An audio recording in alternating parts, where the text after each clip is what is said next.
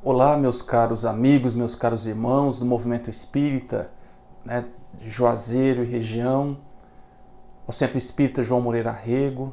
Agradeço já de início pelo amoroso convite de tratarmos de temas da doutrina espírita, temas tão importantes para os dias tormentosos que nós vivemos, onde a nossa paz, onde a nossa fé é atestada.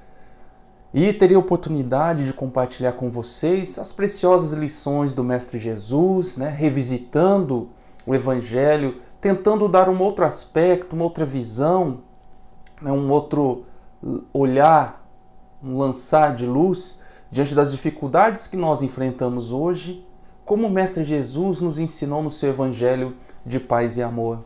Então é o convite que eu faço a todos que estão nos assistindo nesse momento, pelo canal do Centro Espírita João Moreira Rego, no qual mais uma vez eu reitero aqui os meus sentimentos, o meu agradecimento, a minha gratidão por estar tendo a oportunidade de trabalhar, de divulgar a doutrina espírita.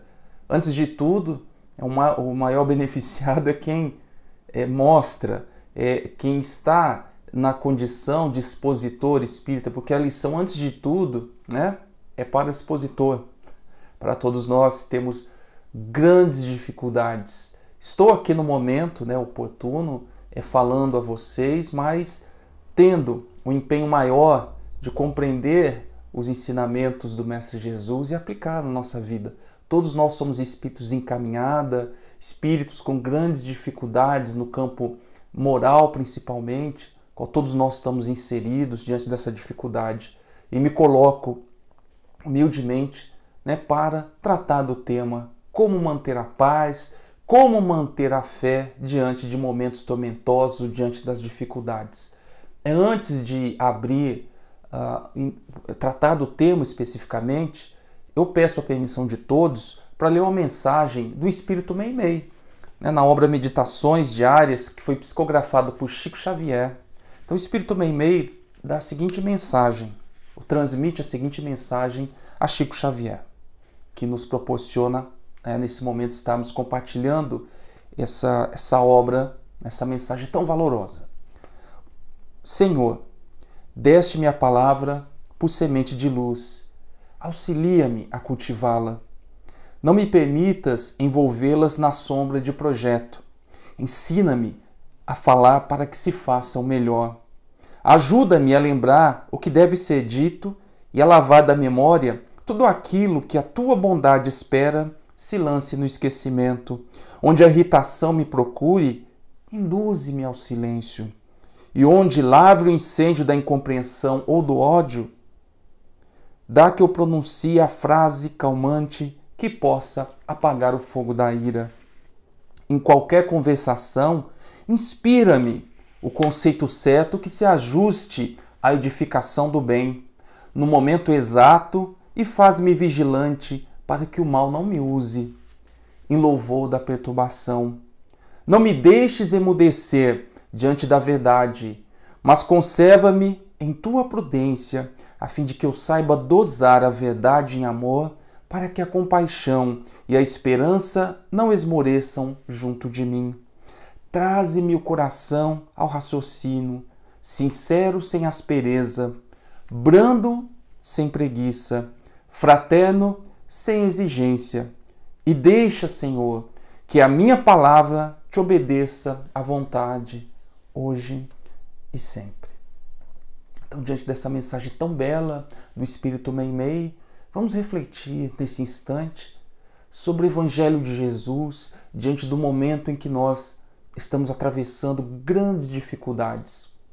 No Livro dos Espíritos, na questão 737 e seguintes, Kardec, ao questionar os espíritos sobre os chamados flagelos destruidores dentro do complexo entendimento da lei de destruição, Kardec diz: qual é o objetivo dos flagelos destruidores? Flagelos são tudo aquilo que nos causa dor, que aparentemente nós vemos como uma destruição, como um aniquilamento do ser. Isso nos traz profundas tristezas e sofrimentos. Kardec diz: qual é o objetivo, então, dos grandes flagelos que nos atingem. Pode ser os flagelos naturais, a destruição da vestimenta física da pessoa que amamos, que num dia estava ao nosso lado e não está mais, tendo os olhos cerrados pelo fenômeno biológico da morte, mas que nos causa dor e sofrimento, que tira a nossa paz, que muitas vezes testa a nossa fé. Companheiros do movimento espírita que são visitados pela morte de um ente, querido, de um filho, de uma mãe, do companheiro de longa jornada, onde o sofrimento se abate. Como entender isso? Como compreender que Deus é justeza, que Deus é amor, é bondade, se aparentemente Ele me inflige uma pena tão dolorosa que é a da separação? Nós precisamos ter as mentes e os corações abertos para a lição que o Mestre Jesus veio nos expor com muita clareza, esclarecer a amplitude da bondade divina, porque a nossa visão ainda é muito restrita, é muito materialista. Assistia há pouco tempo uma matéria sobre o universo, tratando da matéria. E os cientistas hoje, na atualidade, apenas pelo universo conhecido, entende que apenas 5% de tudo que a gente consegue ver é matéria. O resto nós não conseguimos ver, não é matéria. É algo que foge à nossa percepção, a percepção dos olhos físicos. E ainda nós nos comportamos como espíritas materialistas. Poxa, Marcos, mas isso é uma contradição. Sim, de fato é uma contradição, mas que se explica pela nossa condição evolutiva. Retornando ao capítulo do livro da lei moral, a lei de destruição, os espíritos nos esclarecem que todo esse aparente sofrimento ou que essa aparente destruição definitiva é apenas uma aparência. Os flagelos destruidores, muitos, são causados pela ação invigilante dos homens, como as guerras, a imprevidência é causada pela ação destruidora do meio ambiente. Então o homem é a causa da destruição e pela lei de causa e efeito sofreremos as ações, muitas vezes as ações não desejadas, as ações que causam um sofrimento muito grande. Outras fogem ao nosso controle, como um vírus, como um terremoto, tsunami, enfim, vulcões, as ações da natureza. Mas o objetivo de tudo isso é renovação do nosso planeta. A nossa paz não pode ser abalada diante do esclarecimento e da verdade. Em João, a frase célebre que nós vamos encontrar em João, que nós deveremos conhecer a verdade, e a verdade será um fator de liberdade para todos nós. Nos libertará das amarras da ignorância, da revolta contra o nosso Pai Criador. Os flagelos que nós vamos encontrar, as adversidades que nós vamos encontrar pelo processo evolutivo da Terra, na verdade tem um fim mais nobre, mais amplo. Além de tratar da renovação do nosso mundo, espíritos que aqui estão e precisam retornar, já estagiaram o suficiente no planeta Terra, ou são espíritos que não estão vibrando na sintonia que a Terra se encontra. Mas, Marcos, o mundo está hoje completamente fora de si, as pessoas vivendo em total desequilíbrio. É um processo de crise e de renovação. Nós precisamos ter uma visão muito mais ampla, da harmonia, poder julgar a harmonia do universo e da grande obra de Deus. Toda crise é necessária, toda reforma é necessária. Imaginemos a reforma da nossa casa, o grande transtorno que isso traz. Mas qual é o objetivo? Terminada a reforma, um novo ambiente nós teremos, muito mais agradável, muito mais confortável. Isso se dá nos grandes processos de transformação da nossa terra. Então é que nós somos chamados nesse instante a compreender os grandes desígnios. Como dizia na introdução da minha exposição, nós espíritas materialistas ainda temos comportamentos materialistas, como, por exemplo, muita indignação ou até mesmo inconformismo com a morte. Vejam, nós somos espíritas, somos espiritualistas e entendemos que nós estamos num processo de aprendizado na Terra, num processo de reencarnação. A reencarnação tão necessária para a nossa evolução. O nosso mundo de origem é um mundo espiritual. Estamos aqui numa caminhada reencarnatória de aprendizado, reencontrando os antigos comparsas do passado, os amores que nós construímos, os laços eternos de amor que nós construímos ao longo de nossas existências.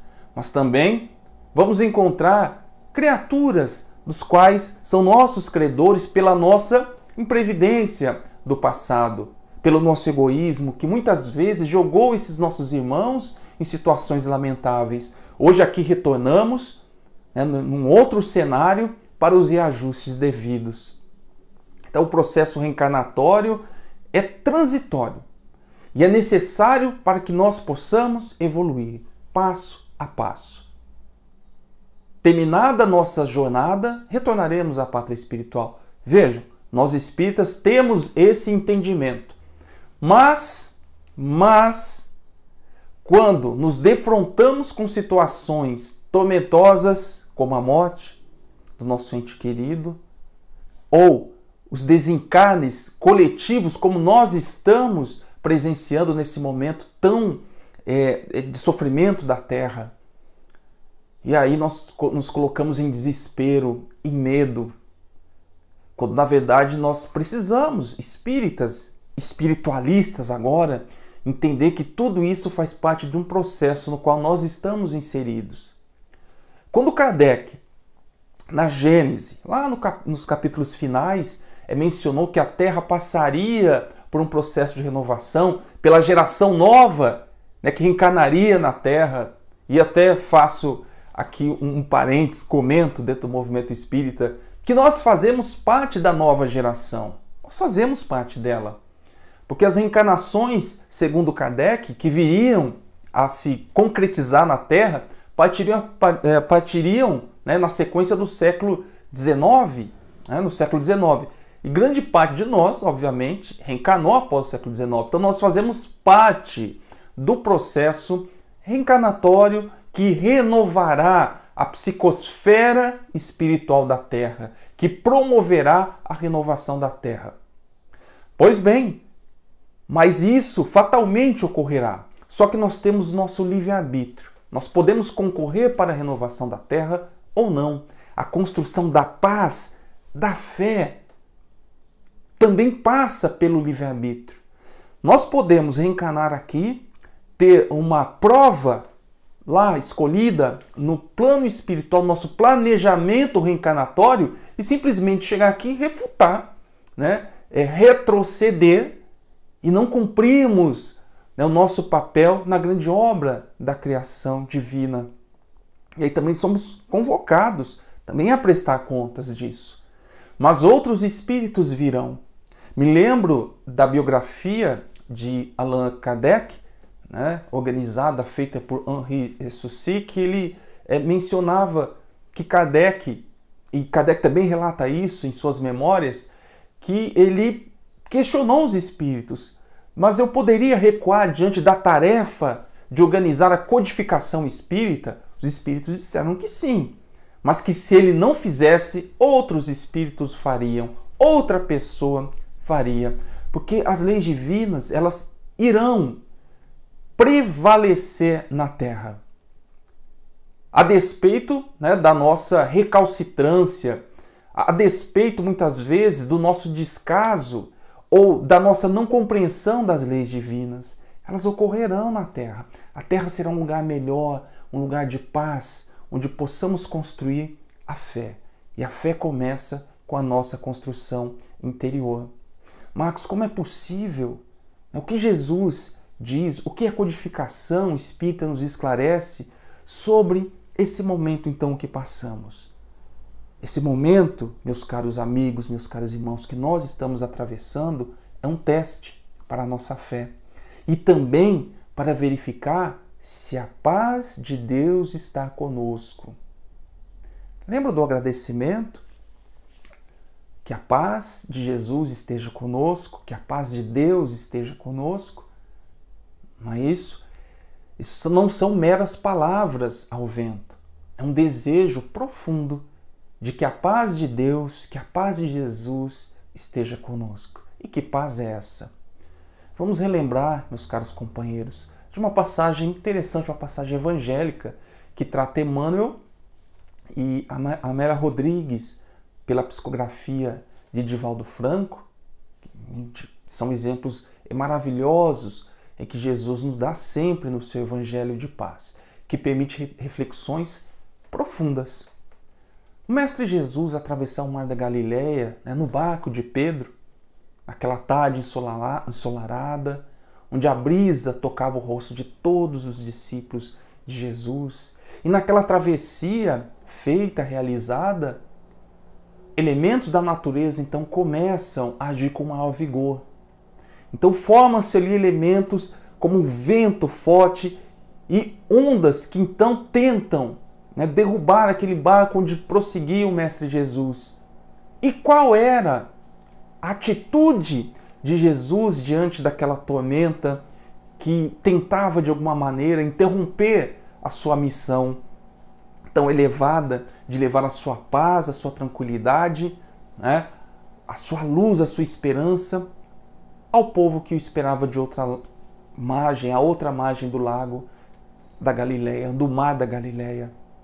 Jesus permanecia aparentemente dormindo numa situação de tranquilidade, de confiança e de fé.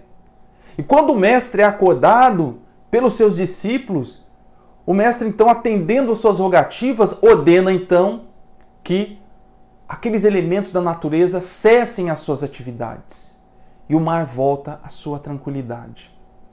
Essa passagem evangélica ela é muito profunda, que ela nos remete a reflexões muito importantes. Primeiro, quando Jesus o faz, as pessoas dizem, mas que homem é esse que até o vento e o mar lhe obedecem? Jesus não estava preocupado, naquele momento, em dar satisfação ou realizar prodígios, de maneira a comprovar que ele era o Messias, que ele era o enviado, que é o Espírito mais perfeito e puro, que já reencarnou na Terra. Na verdade, Jesus utiliza, então, das suas potencialidades para nos ensinar uma lição tão grande. E o Mestre pergunta a todos nós, onde está a sua fé? A pergunta é para mim, é para você. Onde está a sua fé nesses momentos de tão grandes dificuldades? Jesus não quis apenas amenizar ou apenas cessar os tormentos, as tempestades externas, vencer os elementos externos. Jesus nos mostrou nessa passagem que nós devemos também controlar as tempestades internas, que nos causam inquietude, que atingem a nossa paz, que testam a nossa fé, que nos chamam ao testemunho da fé. É o mergulhar interior. Nós, cristãos, espíritas, cristãos, que recebemos a dádiva, o presente do cristianismo redivivo, concretizado no espiritismo, na doutrina espírita, tomamos conhecimento dessa doutrina tão importante, que se revela como luz para a humanidade. Mas nós, diante das dificuldades todas, podemos nos questionar por onde anda ou como anda a nossa fé? Nós passamos horas e horas, já ouvimos um sem fim de palestras, oradores notáveis expondo todo o seu saber, todo o seu conhecimento profundo da doutrina espírita, que é muito importante, levando-nos luz, levando-nos esclarecimento. Mas nós estamos lá diante de ouvintes, como aqueles que estavam próximos a Jesus nesse momento, nesse fato citado no Evangelho, apenas ouvindo sem compreender? Essa é uma pergunta que nós devemos fazer a nós mesmos. Será que nós já construímos ou estamos em construção do reino de Deus dentro de nós? A fortaleza, a argamassa da nossa fé está bem compactada, bem feita, bem misturada? Ou será que nós estamos apenas a ouvir sem compreender? Aquelas pessoas que ombreavam, que caminhavam ao lado do Mestre Jesus, ouviam sempre, mas não conseguia lhe atingir os ensinamentos tão nobres e tão elevados, ainda se perdendo no dia a dia, nos problemas do dia a dia, da fome, das intrigas familiares, da inveja, da luxúria, se sentiam tocados pela mensagem tão bela trazida pelo Mestre Jesus, mas apenas colocando num local distante, longe do coração. A mesma mensagem é trabalhada por Emmanuel no livro A Caminho da Luz, Caminho, Verdade e Vida. Caminho da Luz também é uma obra muito bela, que eu recomendo a leitura. E o livro de mensagens, né? Caminho, Verdade e Vida. Quando Jesus disse que eu sou o caminho, que eu sou a verdade, que eu sou a vida. É a obra intitulada Mensagens trazidas por Emmanuel e psicografadas por Chico Xavier. E numa mensagem ele diz de maneira muito clara que nós vamos encontrar tempestades na nossa vida a todo instante. Faz parte do nosso processo de renovação e aprendizado pela reencarnação. Mas nós precisamos nos questionar sempre por onde anda a nossa fé nesses momentos tão difíceis. Ninguém é otimista quando tudo está bem, não é mesmo? Quando tudo está bem, a gente segue a vida, não tem aquele otimismo. Então, quando há adversidade, aí nós somos testados. Somos otimistas? É claro que a mensagem não quer trazer o sentido de que nós devemos ser sempre pessimistas. Agora veio, não, mas que nós precisamos refletir. Se todo aquilo que nós ouvimos do Mestre Jesus, pela boca, pela inspiração, né, dos profetas que vieram, de tantos espíritos que já reencarnaram sobre a Terra, dos trabalhadores do mundo espiritual, dos trabalhadores do mundo físico, através da obra incessante de vivência do Evangelho, nas palavras tão belas e alegres de Francisco de Assis, o Sol de Assis, nos trazendo felicidade, viver com fé, viver com alegria, a despeito de uma série de situações adversas. É porque esses espíritos, esses nossos companheiros que nos esclarecem todo dia, têm uma visão muito mais ampla da obra de Deus. Então que nós não nos deixemos levar pelas notícias ruins, pelo momento tormentoso que a Terra atravessa, onde vários amigos, companheiros deixam o mundo físico, retornam à pátria espiritual pela doença do corpo físico. Joana de Ângeles, na obra Plenitude, ela incursionando, né, nos ensinamentos de Buda, que faz uma análise sobre o sofrimento, né? Ele diz que existem 3 espécies de sofrimento. Né? O sofrimento pelo sofrimento. O sofrimento pelo sofrimento, que é a primeira espécie, né, de sofrimento, a análise de sofrimento que Buda faz, é o sofrimento cujo sofrimento é ele mesmo, pela nossa disposição também material. Nosso corpo físico é material, as nossas células se renovam, morrem, e dentro de um processo biológico deixaremos o corpo físico. Muitas vezes atingidos por doenças, mas a medicina avança, consegue hoje impedir que nós desencarnemos por doenças, por exemplo, como tuberculose, enfim, as doenças tidas por muito tempo incuráveis, mas através do trabalho incessante dos homens de ciência, dedicando a sua vida, o seu tempo, conseguem, através das técnicas da medicina, amenizar esse sofrimento, essa dor. Daí os flagelos têm esse papel também importante de estimular em nós a caridade, a lei do amor, o aperfeiçoamento da inteligência humana. E cada vez mais nós vamos vendo que isso tem um papel importante. Veja, aí é compreender a amplitude do sofrimento em nossas vidas.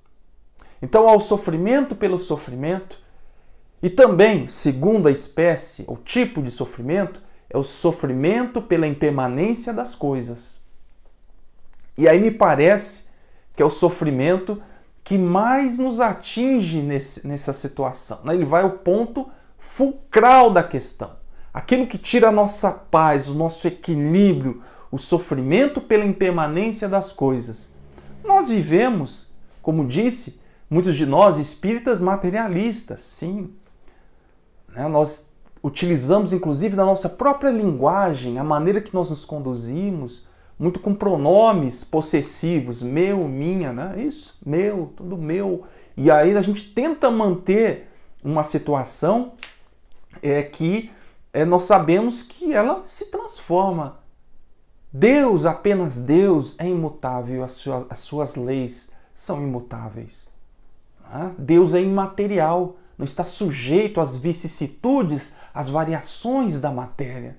Mas nós ainda estamos e sofremos em razão disso, porque queremos que as coisas se congelem no tempo para satisfazer, para que elas nos deem prazer. A beleza física, a juventude, o dinheiro, a casa, o carro, os filhos que nós queremos próximos, os pais que jamais partam, que fiquem ao nosso lado sempre.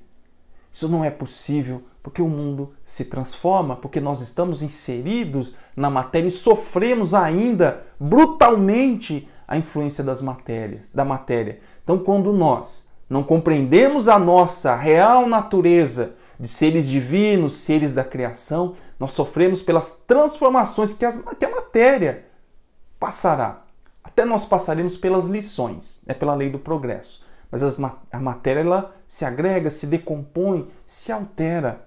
Quando eu deposito a minha, entre aspas, felicidade em algo material, sofrerei.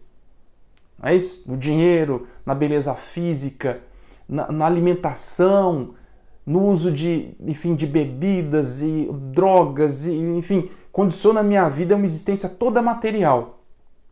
Nós espíritas, fazendo mais uma vez uma análise, quantos espíritas não se mostram desiludidos ou ficam carregando por muito tempo um sofrimento causado pelas alterações do corpo físico, da perda de um ente querido, tentando compreender que tudo está dentro de um processo, né? Está tudo dentro dos desígnios de Deus, e aí a nossa fé se torna vacilante.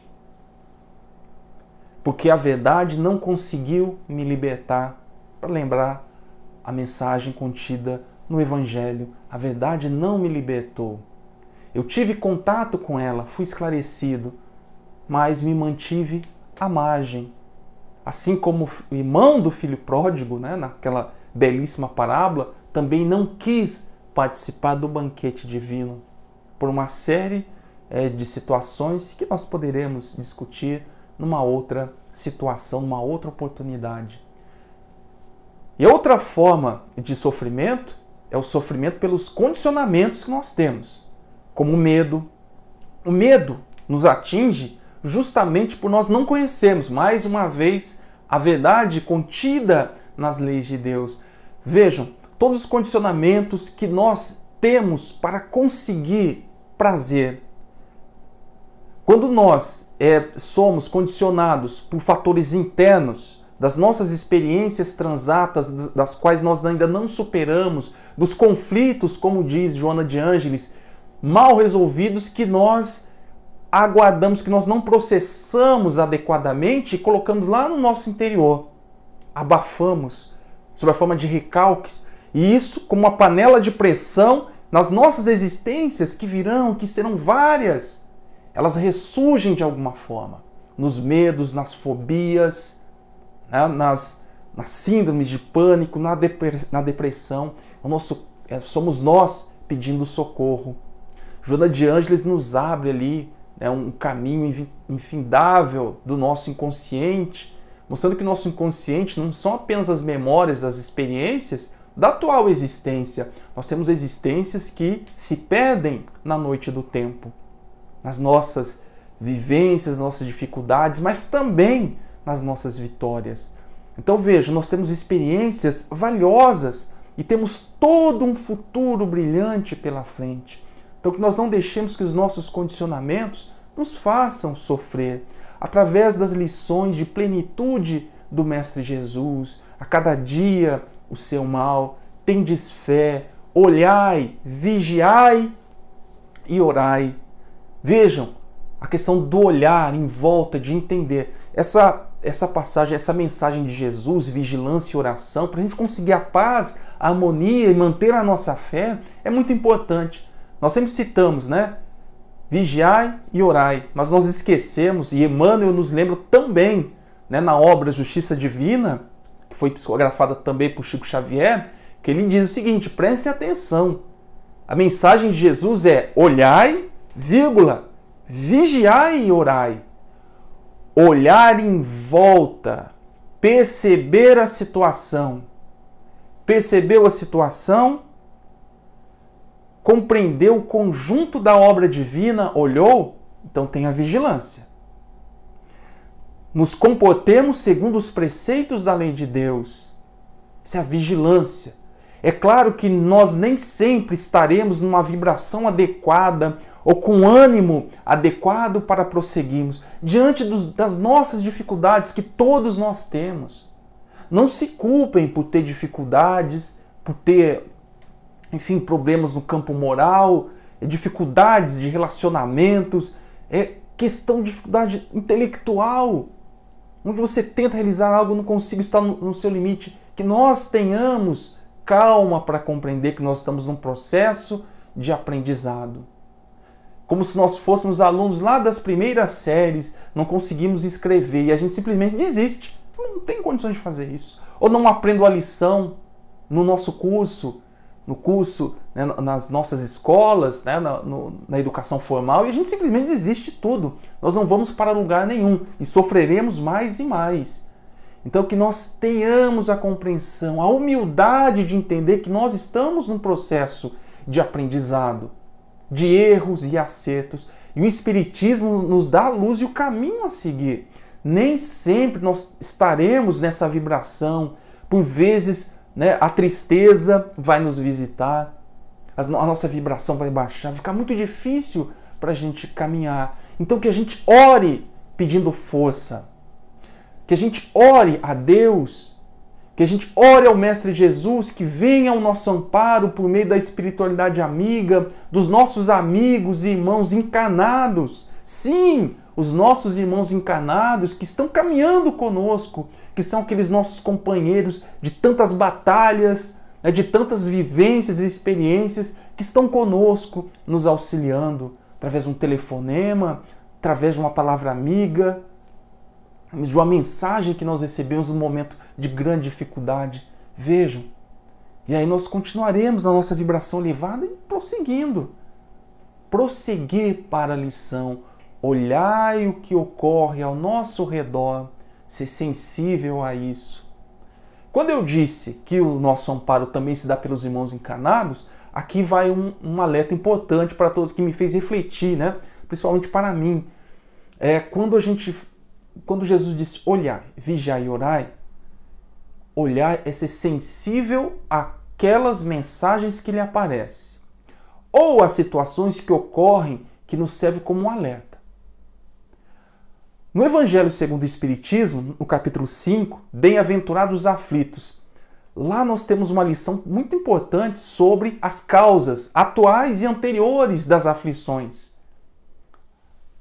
Nós vemos que muitas pessoas sofrem dificuldades muito grandes, dor, sofrimento. A gente diz, mas a pessoa nunca fez nada, né, de mal aos outros, só fez o bem na atual existência. Mas nós não sabemos, obviamente, nas suas existências transatas, nas suas existências anteriores, qual foi a queda, o reajuste que aquela criatura precisa na atual existência construir. Nós não sabemos. Apenas o tempo, de alguma maneira, nos mostrará um caminho. O que foi que ocorreu? Mas, pelos efeitos, nós podemos deduzir as causas, dentro da lei de amor, da lei de causa e efeito. Pois bem, mas grande parte dos sofrimentos que nós temos, aí relata os espíritos, e Kardec também o coloca de maneira com muita propriedade, que muitas vezes as aflições que nós encontramos, as dores que nós encontramos na atual existência, foram plantadas aqui mesmo, na atual existência, são causas atuais do sofrimento. Além da dívida que nós temos no passado, a gente ainda cresce mais um pouquinho, né? Pelo uso incorreto do nosso livre-arbítrio, por não conhecer as leis de Deus. E aí quando nós temos essa situação, quando nós cometemos equívocos, e aí vem, poxa, recebi tanto sinal que não era para ter tomado essa atitude, alguém, um desconhecido, me entrega uma mensagem, ou alguém, um amigo, me fala, olha, sonhei contigo e eu vi que você estava fazendo isso. Preste um pouco atenção. E muitas vezes, solenemente, nós ignoramos esses sinais. Nós não olhamos. E para outro passo, somos invigilantes. E no terceiro cruel, né, que nós fazemos conosco, que é não orar. Porque a partir do momento em que nós nos devotamos à oração e posteriormente à ação, né, à decisão, tudo se esclarece. Nós somos inspirados a tomar outras decisões em nossas vidas e não agravar mais a nossa situação. Então a doutrina espírita nos coloca, meus caros amigos, meus caros irmãos, esse passo a passo, esse manual da manutenção da nossa paz interior, construindo a nossa fé. Como Jesus disse, se nós tivermos a fé do tamanho de um grão de mostarda, poderíamos fazer grandes prodígios, como movimentar uma montanha. Vamos entender, obviamente, que trata-se de uma parábola. Isso quer dizer que nós poderemos realizar grandes coisas, como, por exemplo, manter a nossa serenidade, não embaralhar os nossos sentimentos. O Mestre Jesus, de maneira tão clara, tão serena, apesar de todas as dificuldades que teve quando da sua última passagem na Terra, exemplificando-nos a paz, a serenidade, caminhou altivo, sem jamais se desesperar até o madeiro infame, na crucificação. Mas mesmo assim, a lição que fica para todos nós não é o fim da vida biológica. A mensagem de Jesus não foi essa, mas que a grande mensagem é a vitória da vida. Jesus resplandeceu em luz. Jesus retornou ainda e trouxe o ombro amigo àqueles que o negaram, àqueles que o traíram ou que se mostraram indiferentes. Atua num processo de fascinação, de obsessão coletiva, a pedir a sua crucificação, a sua condenação. O Mestre Jesus jamais virou as costas a esses irmãos pequeninos que ainda não conheciam a verdade, eram escravizados por sentimentos vis, ainda inferiores. Mas ele compreendia que tratavam-se de irmãos em grandes dificuldades e sofrimento. Irmãos que encontravam a dor pela sua própria condição de se negar a abrir a mente e o coração para a mensagem tão bela que ele trazia. A mensagem de Jesus, então, foi o perdão. Pai, perdoa-nos. Jesus jamais se sentiu ofendido, né, pelas acusações injustas que lhe foram irrogadas. E que nós possamos assim, meus caros irmãos, né, ao refletirmos sobre a mensagem do Mestre Jesus, do seu Evangelho vivenciado, exemplificado, agora trazido pela doutrina espírita, com outras tonalidades, ressaltando ainda mais a beleza da mensagem do Mestre Jesus no seu Evangelho, e nós possamos então refletirmos se o momento em que nós vivemos retira a nossa paz ou abala a nossa fé. Nós precisamos fazer um mergulho interior, acalmar a tempestade que nos assola, que nos assalta diante desse momento de dificuldade. Olhai, vigiai e orai. Agradecer a Deus pela oportunidade da vida, ainda que ela cesse diante de fatores externos, mas nós sabemos que a vida biológica ela é temporária e necessária dentro de um processo educativo da reencarnação. mas que nós somos seres imortais da criação. O general não se preocupa se o seu guerreiro, se o seu soldado numa batalha rasgou o seu uniforme, mas sim se ele está inteiro, se ele está com a sua condição essencial mantida, não apenas com as vestes externas, né? Mas com a veste interna. Somos nós, seres espirituais, que transitamos aqui pela roupagem, com a roupagem física, mas que retornaremos à pátria espiritual e retornaremos à terra em provas ou expiações conforme a nossa condição. Então que nós tenhamos fé em Deus, que não deixemos o sofrimento sobre os condicionamentos, ou o sofrimento pela impermanência das coisas, ou o sofrimento pelo sofrimento abalar a nossa fé, abalar a nossa paz. Como o Mestre Jesus diz, né, que nos daria a sua paz. Ele tem a paz interior e nos dá.